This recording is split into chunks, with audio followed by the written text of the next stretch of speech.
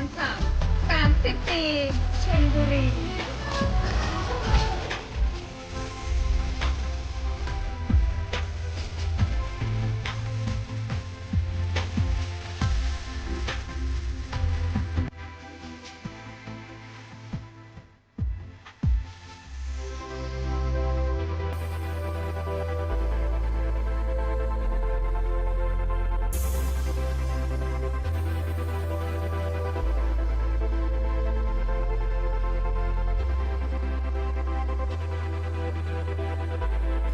At mga kapolitika, atin po nga napanood itong sumisikat ngayon na Thai beauty queen dito sa social media dahil sa kanyang panggagaya daw dito kay Miss Universe 2015 na isang Filipina na si Pia Wurtzbach.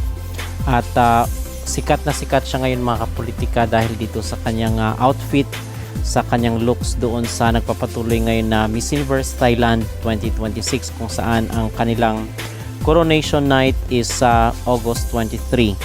So in this video is atin pong kilalanin itong Thai beauty queen na kung saan ay ginaya itong si Pia Wurtzbach at yung kanyang styling doon sa Miss Universe 2015.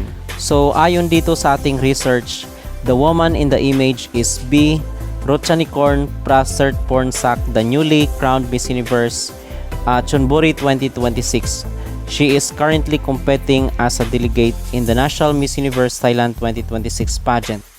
So ito ay parang kaprobinsya sila mga kapolitika ng Miss Universe Thailand 2025 at first runner-up na si Vena Pravinar. Dahil taga Chonburi rin po si Vena.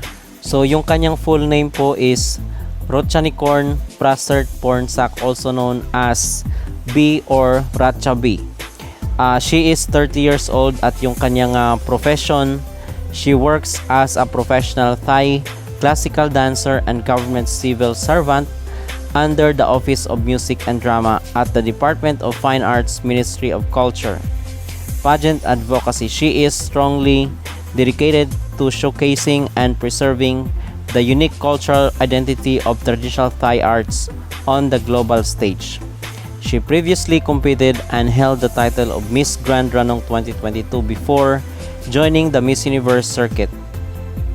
So yun mga kapolitika ang bio or pagkakilanlan nitong gumagaya dito kay Pia Wurtzbach sa Miss Universe Thailand 2026. At sa akin naman ang maging reaction ko, maging opinion ko dito sa kanyang pareho ng styling kay Pia Wurtzbach kasi ang sabi lang isa copycat daw or wala daw originality itong si Ratcha B.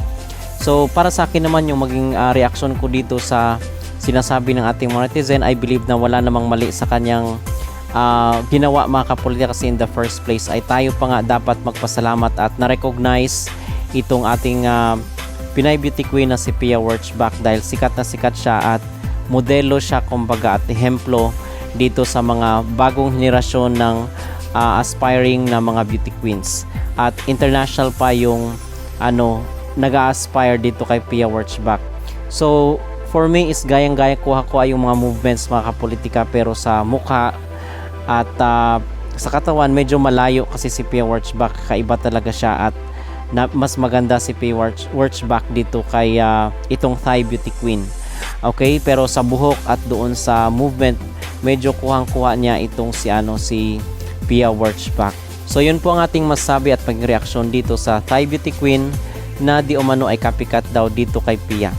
So kung kayo po ang tatanungin mga kapolitika, ano po ang inyong masasabi at paging opinion dito sa panggagaya kay Miss Universe 2015 Pia Wurtzbach ng isang taga Thailand? Mag-comment down below at huwag kalimutang mag-like at mag-subscribe na rin kayo dito sa ating YouTube channel.